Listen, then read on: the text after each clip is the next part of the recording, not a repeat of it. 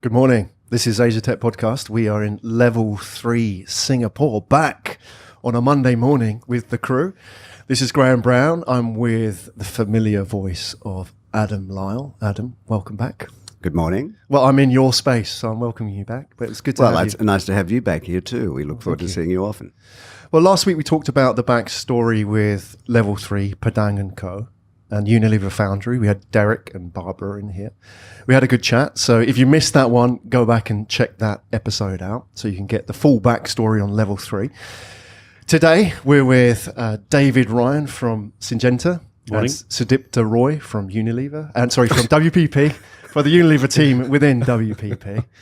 And we're going to talk about corporate innovation and how much innovation takes place in spaces rather than departments, and creating an open space for innovation. You mentioned it last week, the open field, which is, I believe, Malay Padang, right? That's where it comes. That's right, yeah. That's what we were trying to achieve here. And that's exactly it. It's, in a sense, the playing field, bringing all the parties, all the actors together. And we know when you get the right people in the right place with the right conditions, great things happen. And that's what Level 3 is all about. Right. So let's hear from some of the right people. Dave, how are you doing? Going well, thanks. You're originally from Melbourne? Yep, I am. Yeah. Melbourne. Been here in Singapore for 8.5 years. Uh-huh. Been working with Syngenta for 14 years. So I've got corporate agriculture in my DNA, and that's probably one of the things that's been so refreshing about being part of the Level 3 community is seeing how corporates and startups can quickly collaborate and get stuff done. Yeah. So how was it that move to Singapore as well? Because Australia is a real hotbed for ag tech and food technology, all that space. Yep. Coming to Singapore, did it make sense? Yeah, absolutely, it made sense. I mean, I think what's interesting about Singapore is its location in terms of being at the hub of Asia or the heart of Asia. But I think more importantly is this element of smallholder farmers here in Asia. And I remember coming to Singapore and travelling through the markets 8.5 years ago, and smallholder growers didn't have mobile phones. And here we are 9 years later, and 96% of smallholders have a mobile phone. And that's really exciting because we're leapfrogging technology, and it's great to be part of that. And how does it work with Singapore as a vantage point for Asia in general?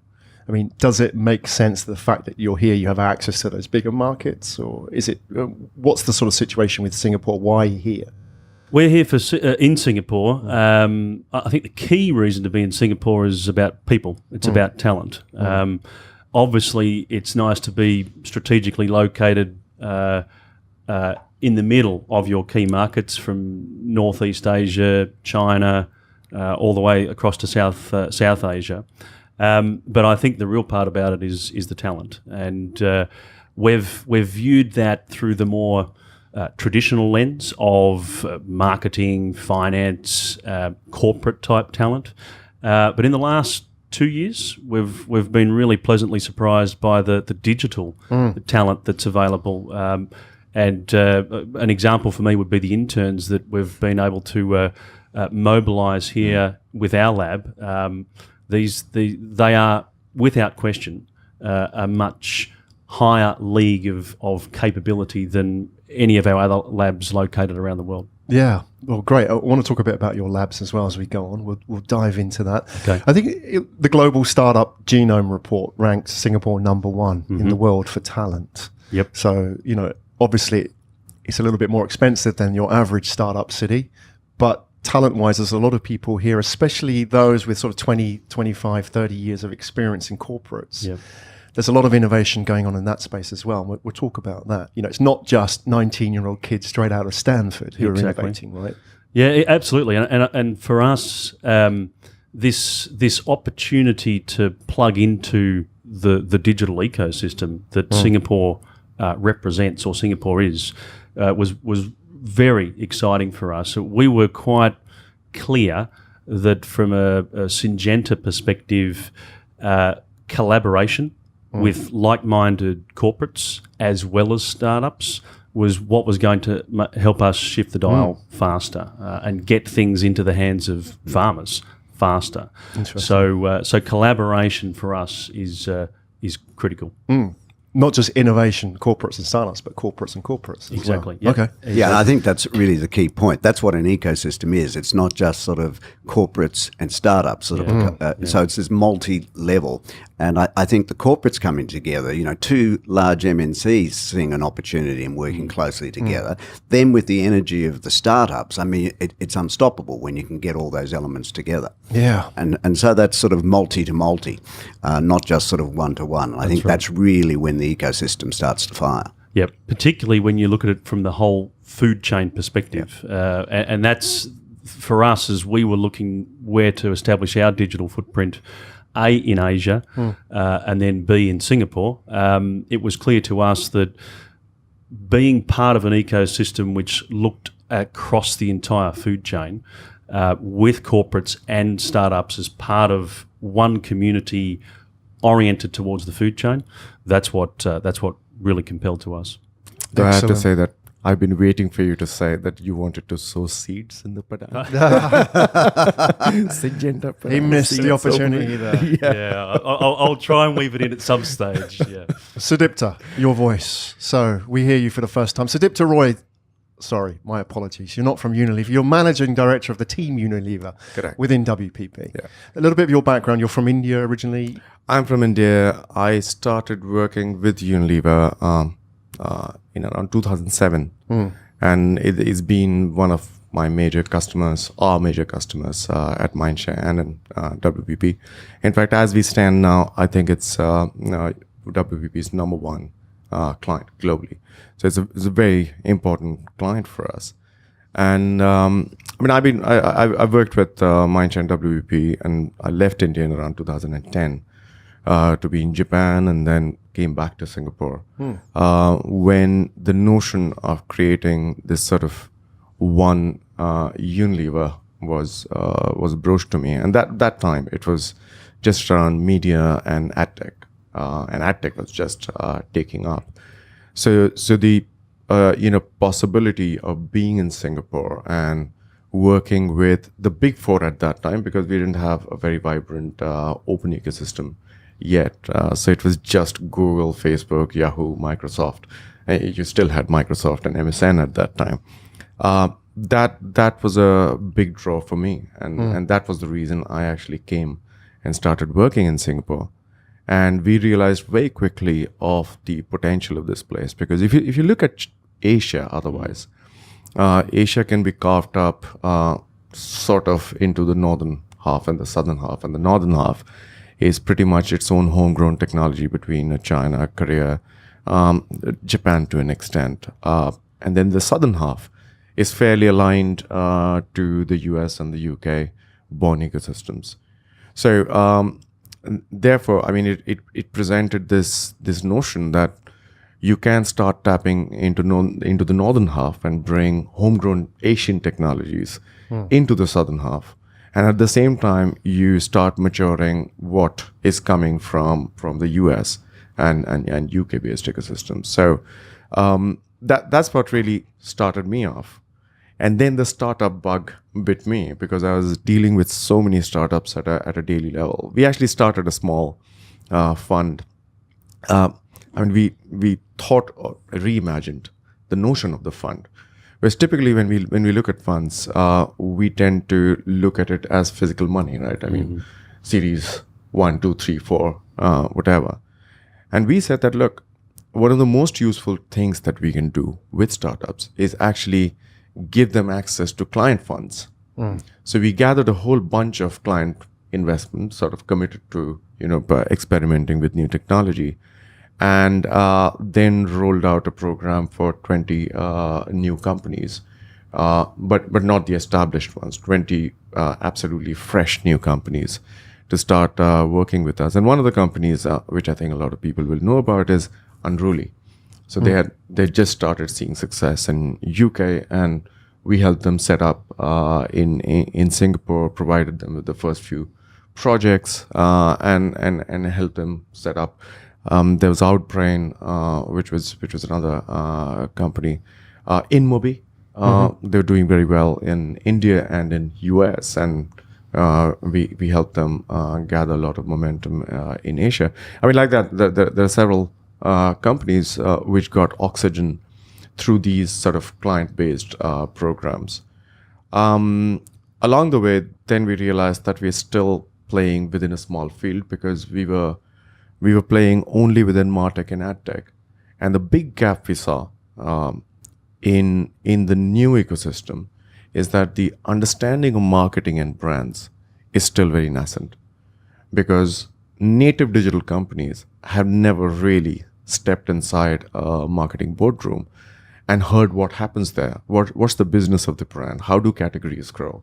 How does a product innovation really move into the market? How does it penetrate consumers? So that's around the same time we started discussing with Adam and Barbara, and said that, look, I mean, we would want to take a risk and do something very different instead of, continuing to be inside WPP premises. Why don't we, set up our teams here, where we sit with the startups and we sit with Unilever and bring these multiple worlds together, because otherwise it's getting siloed. So we moved in with a team here, which was focused on media and AdTech and MarTech to begin with. But now we're bringing the sort of, I don't want to label it traditional, but the brand strategy streams to sit with us and give it a much fuller sort of touch than we have done before. Okay, so just so we understand, with both of your teams, you're based here within Level 3, so people understand that. Do you have physical office here? Yep. And how many people do you have here?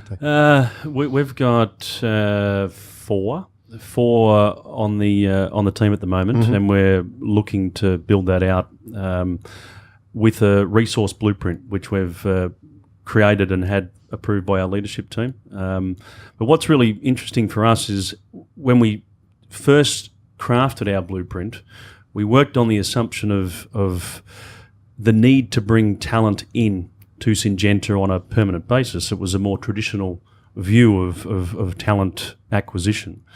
We're revisiting that now because we're finding that actually that talent is available through startups. So rather than conducting 6 interviews and getting approval for headcount and taking the traditional corporate approach, we're saying, why not just sit with this startup who's like-minded, who's ready to engage, and make something happen now? It's really, really refreshing. What are the cost savings like for that? Time and money. So time is the key one for us. Absolutely. So what might have taken us 6 months as a typical lead time to identify a headcount, walk through the process and appoint, we can now do in less than a week in terms of connecting with a startup and making it happen. And that's a key learning for us, being part of this environment. I was listening with interest to the overview and the journey that WPP's been on, because Syngenta in some ways was similar. We were really clear as a corporate entity. We were very clear on what we wanted to do with digital. We wanted to build better customer experience. We wanted to unlock productivity. Our what was crystal clear. What we grappled with was the how. How do you do this? Where do you create an environment and connect with talent as quickly as possible? And we're fortunate that our quest to answer the how led us here, led us to Adam and the team. That's one of the key pivot points for us on our digital journey here in Asia. Can we just put a bit of backstory to that? How did you chaps meet? Was there a history beforehand, or was it you put Level 3 out there and they came? No, it was, again, a little bit like all things in ecosystems, a bit of serendipity to an extent. We were hosting an ag tech accelerator from Australia called Sproutex on their visit to Singapore early 2018. And I put together a program for that visit. I reached out to David. I think we'd met but didn't really know one another, and asked him to be one of the speakers. He came in over those 2 days and spoke to the group. We had a big mixer that night, the first time that actually there'd ever been a sort of agri-tech mixer. 100 people came, the Australian High Commissioner welcoming everybody. It was a big deal. From that, David said, wow, this is kind of interesting. I haven't been here before, but I'm seeing what's going on. I've got some people coming to Singapore shortly looking to do something around innovation. And he was a bit cagey at the time. And he said, but let me introduce you to my colleagues. Yes. And subsequently, another 2 Davids came to visit. And so they came to see Level 3, what we had here. And I've got to say, I did go pretty hard extolling the virtues of Level 3, but they could see the power of, Unilever sitting upstairs for the next 5 floors. Unilever Syngenta is obviously great compatibility there. Cargill was here. They could see, there's a lot happening here. This kind of makes sense. Why would we go somewhere else? And to the credit, the guys just moved at a great rate. I can only push so far, but they just sort of picked it up and ran with it, and it's been an amazing association.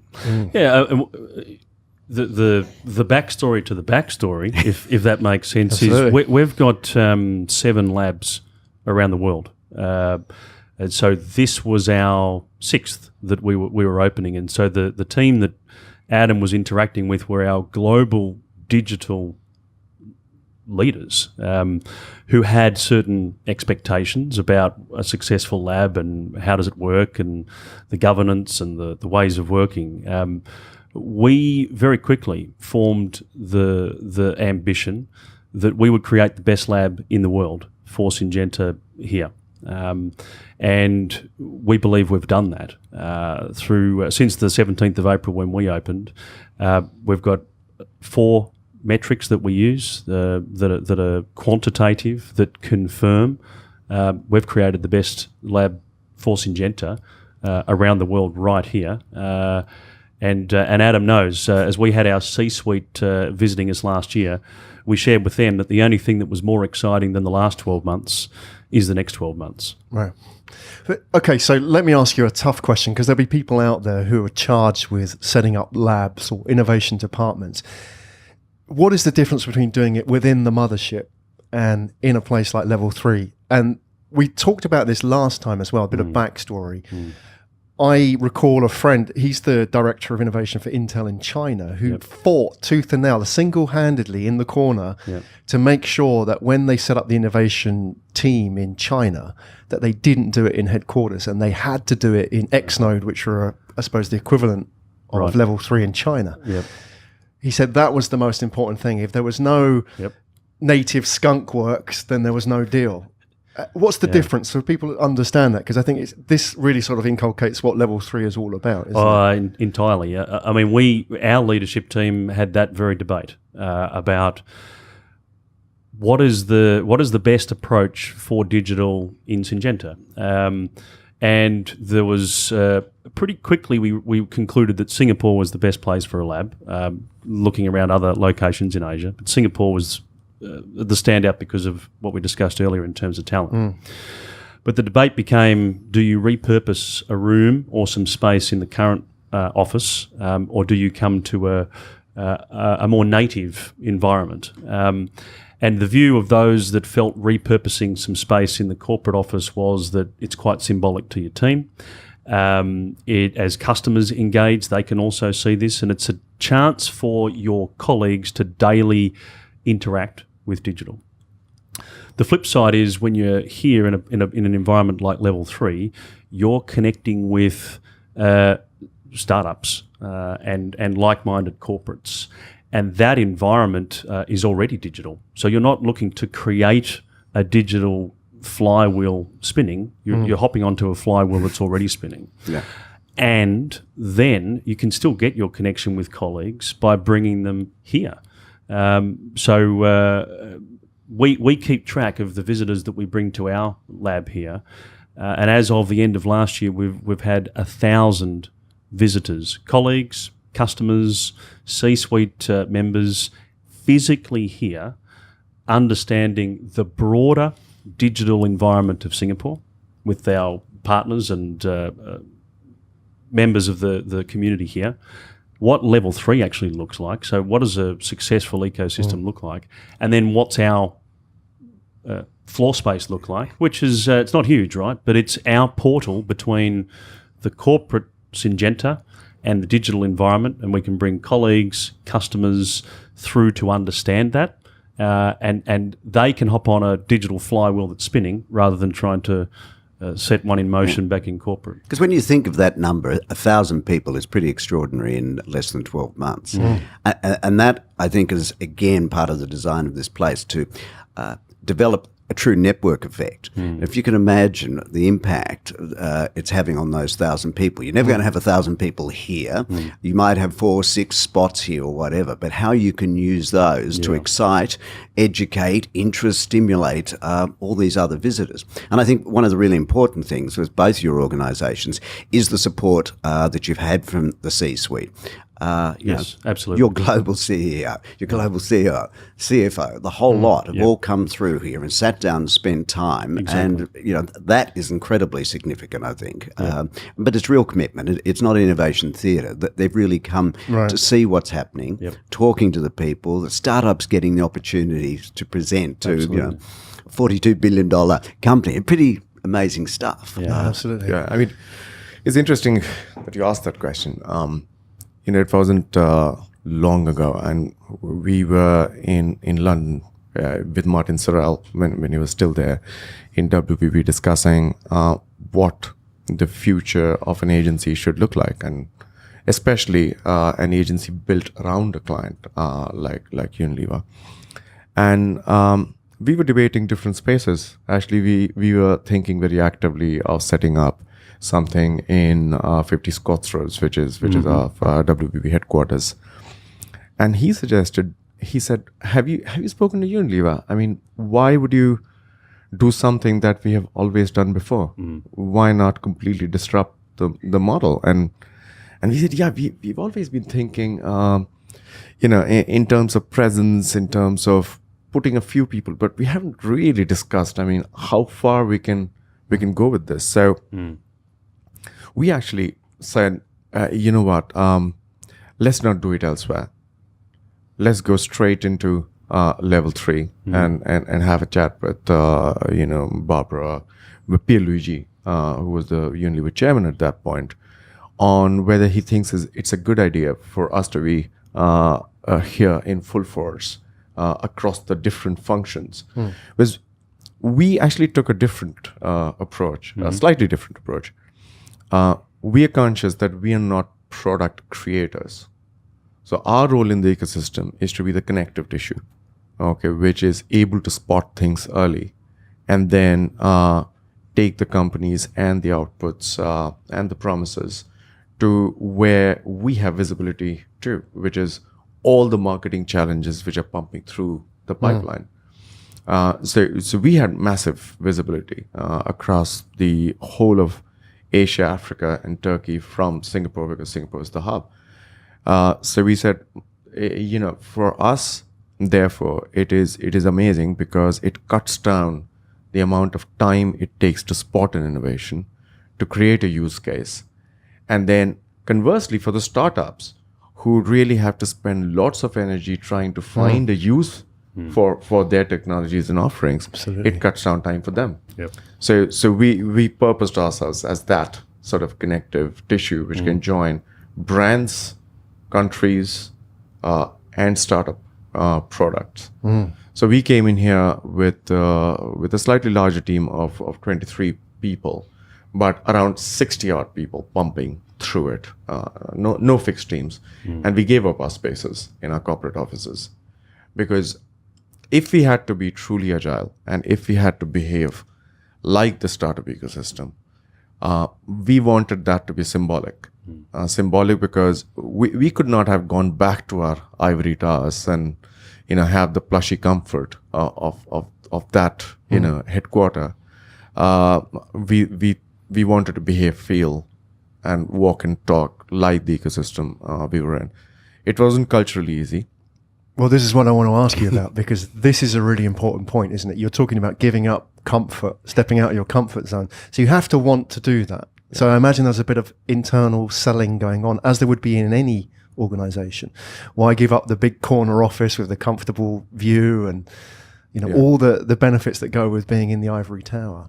So can you share a little bit of insight into for that? me, it was personally easy because I had given that away 2 years earlier and gone into an entrepreneurial role. So I'd given up the office, I'd given up everything, and I was already living like a monk for 2 years. Welcome to the club. So it was far harder for the teams. It was very hard for my immediate team. There were lots of doubts, which was caused. There's lots of apprehension. But I think I would safely say that all of that got dispelled within around 2 months of being there. Everyone just saw how different and how amazing it is to be there. The level of decision making, came down by 1/20th. Wow. The time it took and the complexity. Simply being just in a simply space like this. being there. That's phenomenal. The speed of innovation went up multiple folds. And we suddenly realized that a lot of people who talk about, the importance of having that unique culture of the mothership, it doesn't work that way. In reality, people really care about doing great work every year of their professional existence. And any place which enables that, actually, they love to be in that space. Right. So that truth sort of got established, even for creative teams, who really care about that unique atmosphere. They've started feeling the sheer impact of the space like this, and people have started leaning in and folding in. Can you share an example of that? I really want to hear like the individual stories of people where they, the light bulb went on, or people went, wow, that's what it means. I get it now. You've been telling me about this space, but now that I'm here and I've actually experienced it, what kind of effect does it have on people, and what do they say? So, let's take some of our brand teams, which work on brands like Ponds, the skincare brands. When they started being here, they would find the client teams coming down all the time to have the discussion over here and not inside the client rooms. And we started solving briefs in a week where we would typically take a month or 1.5 to 2 months. So that was the first big thing which happened, that this really speeds up things. The second thing which happened is, companies like Jumper.ai, which is one of the foundry companies which has built a product which connects the online experience to the offline experience through chatbots, but through the mechanism of the chatbot creates lots of use cases to really apply to marketing. We were sitting there trying to solve many difficult problems, and we were sitting on it for more than a year. Not finding the right fit, not making progress. And we were having this exploratory meeting with Barbara and Stephanie, which we do every month, saying that, look, we can spot these problems. What do you have in your line of sight which can solve this? And in one meeting, we came out, I think, solving 6 or 7 of them, and Jumper.ai was just one of them. And immediately we had, 4 or 5 cases being applied to it. Equally, we brought some new startups to play, which otherwise may or might not find the right client fits. But because we are here, the level of risk taking goes up. Yeah. So the same conversation with the same client, Unilever, and I hope Unilever doesn't take it otherwise. But when we would bring companies, it would go through this narrative of, does this really work? Does it have the right ROI? Let's put this through a pilot. But in this environment, yes, there is still the pilot. There is still the proof point. But the whole approach is that we are investing our time or energy to create something amazing. So Pencil is this AI-driven is the world's first AI-driven copywriter at copywriter, right? For digital assets. And we worked with them, and we started, informing them of what about their product is going right, what's not going right. They've been amazing. They've suspended a lot of conversations and said, okay, let's focus. And let's focus with the brands which are here, with the teams which are here, and refine our product and build the first few brilliant use cases, and then open up to the market. So their VCs have contacted us, okay, and we've had really exciting, really great conversations on where this could go. So you see, I mean, the mix of these things, when your people start seeing this, when it goes up on the presentation slides, when our global teams see it, they're seeing a rate of movement which is so fast. I mean, just to give an example, the last we've been here 3 quarters. We are now the best data-driven marketing entity. Okay, that is these 2 teams put together, which Team Unilever, WPP, and Unilever over here, across the world. So we are ahead of US right now. We are ahead of UK right now, and a large part of that comes from this ecosystem. Yeah. Because of the speed with which you can move. It's that factor of co-location, literally. I sit about 15 feet away from Sudipta and maybe 100 feet away from Dave and the team. But I'll go over there and say, listen, I've just got this idea and I can just see how this could work. And so literally we start talking about it. We don't have to go through me making an appointment to go and pitch to him or to pitch to Dave. Right. I've got this idea about a hackathon or whatever. You cut through all of that. This is what it looks like. We literally kind of sketch it out on the back of the proverbial napkin and say, this is what it looked like. Yeah, I get that. And so we've jumped 3 decisions already. Yes, of course, there still has to be some form of proposal that goes through, but we've developed it together. We're not pitching to one another. We're building on an idea. Bang, the piece of paper goes through. Yes, it goes through and gets the appropriate authorities. But we've just saved so much time. And if nothing else, it's time. But what's most important is the depth and the quality of the ideas that you're coming up with, because you're doing it together. Right. We're not pitching and having to go through all those things. Recently, well, actually a few months ago now, I saw one of the MUFG guys, and they'd been talking to me about something they were doing in Thailand. One of Dave's other colleagues, also called Dave, was doing something in Thailand. I said, wait a second, one of you, come over here. And literally just putting people together like that, because I recalled a conversation. Those types of things, if I had to send an email, make a phone call, it most probably would not have happened, or it might have happened, but so much longer. And this is about, this is what agility is about. This is what collaboration is about. You can read it in the books and the conferences, but this is, on the ground stuff actually happening. And from my perspective, I think clearly this time dimension is measured through productivity. So it's really straightforward to be able to quantify the benefits of that, as Sudipta has described. I think the other really important element for us is the customer. So as we bring customers here to our environment, and you were asking earlier about the difference between the ivory tower and the lab, we ask every customer to rank us on an NPS score, and our current NPS is 94. Wow, that's really high. So this is customers who are saying, this works for us. We get what you're doing. We appreciate the speed at which things are happening. And this feels like an organisation that we want to get closer to and partner with. So for me, the great part about what we've achieved so far is definitely the acceleration of what we do, this time dimension, the productivity associated with that. But the really cool part is at the other end with customers who are delighted by what they're seeing and demonstrating that in terms of their purchase behaviour. It's a true ecosystem, isn't it? You've taken a few risks, all of you, to come here, stepped outside of your comfort zone. I think it's been a really good conversation. I want C-suite executives, innovation managers, heads of department around the world to hear this, that they will then understand that this is actually working. And obviously internally, Sudipta, with yourself, you probably are the you are the case study that they're going to probably, for the rest of the departments, people are going to look at that, and now they're all going to come here, right? You're going to have people saying, actually, this looks like a lot of fun down in Singapore. I want to relocate to Singapore, bring my department. So there's going to be a bit of internal pressure now. You've started something. My question then to all you three gentlemen is this the future of innovation? Do you think that this is a model that FMCGs around the world will look to and say, this is how we do it?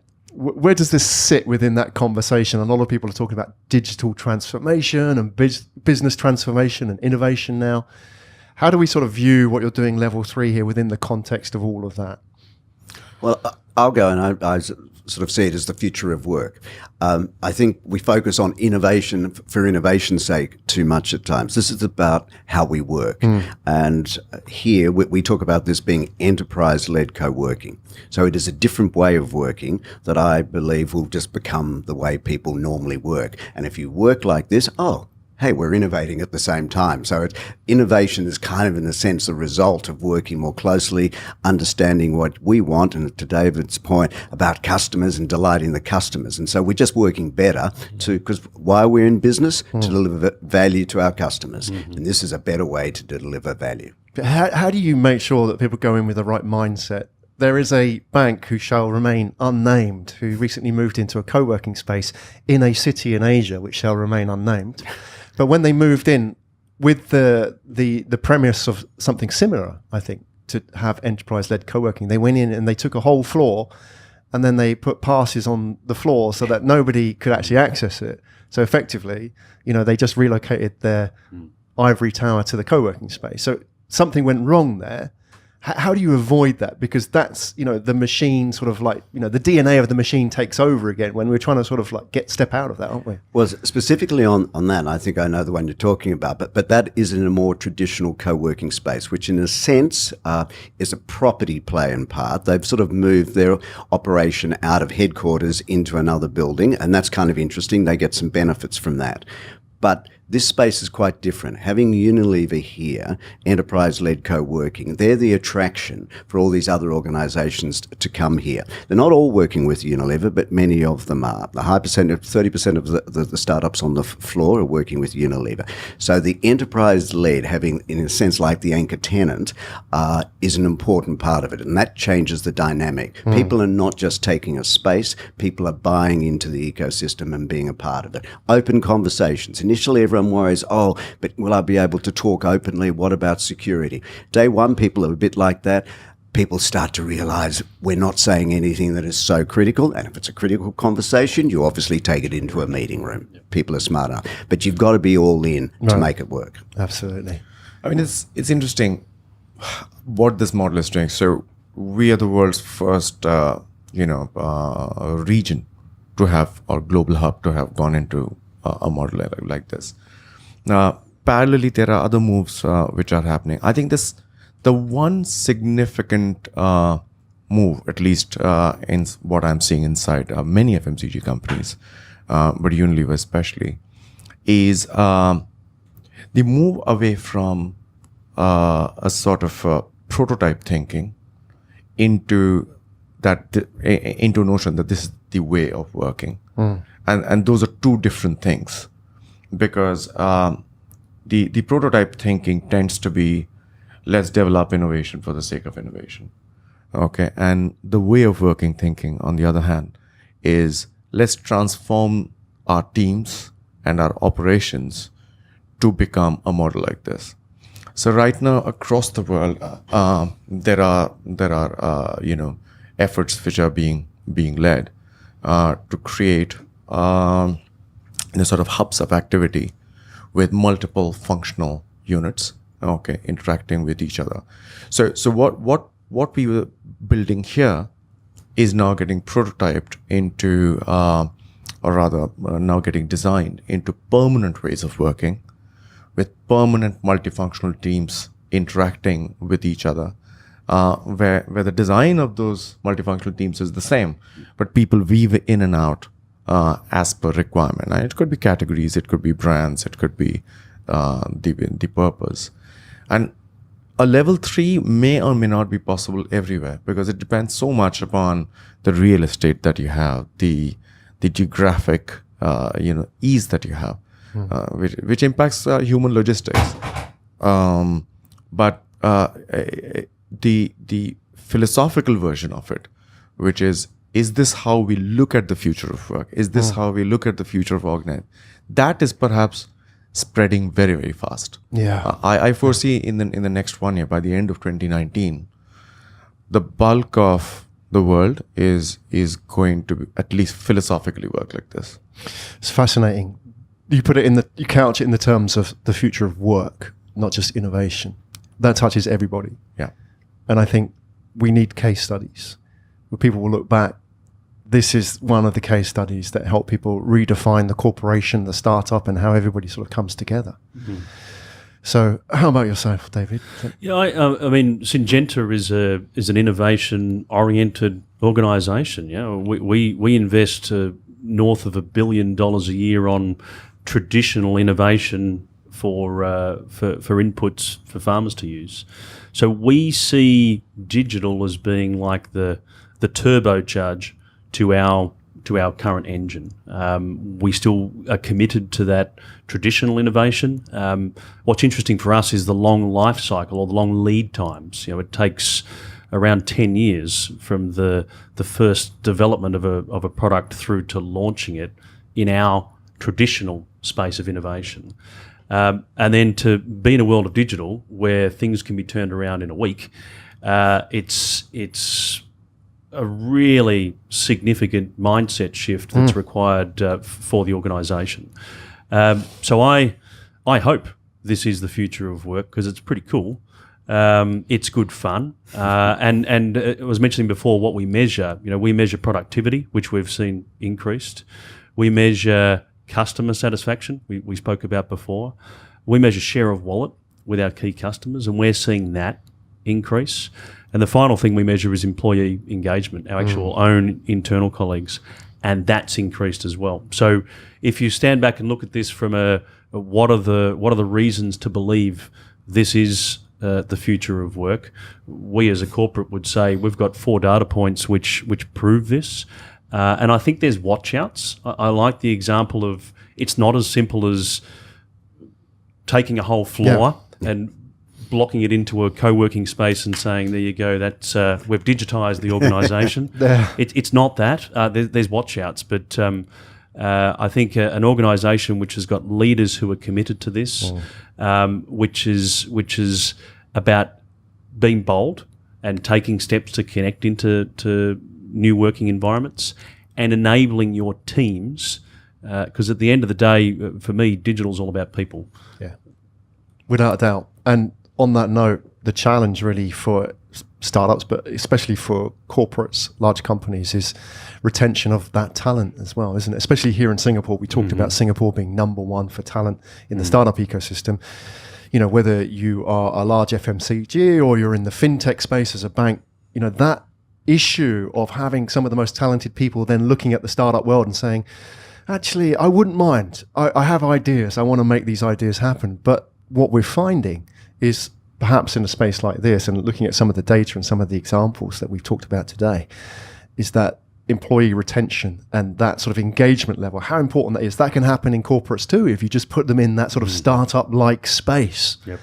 You know, and you think about the cost savings that can apply to a large corporate as well. So, yeah, there are many lessons to take away. So, Adam, thank you so much for bringing everybody together today. I know that's what you do on a day-to-day basis. Indeed, but it's great to have you all here and to hear the stories. And just before we sign off, I know it's your anniversary coming up, the anniversary of Level 3. That is. Second anniversary. Second anniversary, so congratulations. And it hasn't been a straightforward journey. Obviously, you've been fighting your own corner in many spaces as well and places, which is great. So we need more people like you.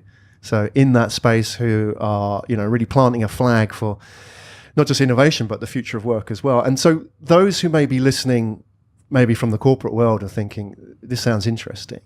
What is sort of the natural next step in trying to understand a little bit, obviously maybe reaching out to some of the people involved in here, but understanding what's going on and getting a sample of what this is really like? Well, I guess the easiest thing is to sort of look at the Level3 website, see the events that are on, come to an event, contact me. I'm easily contactable, Adam Lyle at Padang, and come down and hear all about it. I mean, seeing is believing, and I think that's what's happened, and that's how the Syngenta guys got here. They sort of saw what was happening. We can talk about it, you can read about it, but really come down to an event, see what's happening, meet the people, and I think you'll realise that it's a great opportunity for everyone, for all industries. It's not this happens to be an FMCG site, but obviously we're spanning so many different industries here. It's for everyone. The future of work is for everyone. Absolutely. Stop talking, start showing up. Yeah. Adam, Sudipta, and David, thank you so much for your time today. We'll put all your details in the show notes if anybody wants to reach out. So thank you to Adam especially, and Level3 for providing the space for this to happen today. I think this is a really important conversation and a good one as well, because we nearly hit 50 minutes over time. So, but great. I don't think we could have done it any justice in shorter time, could we? So thanks a lot, gentlemen.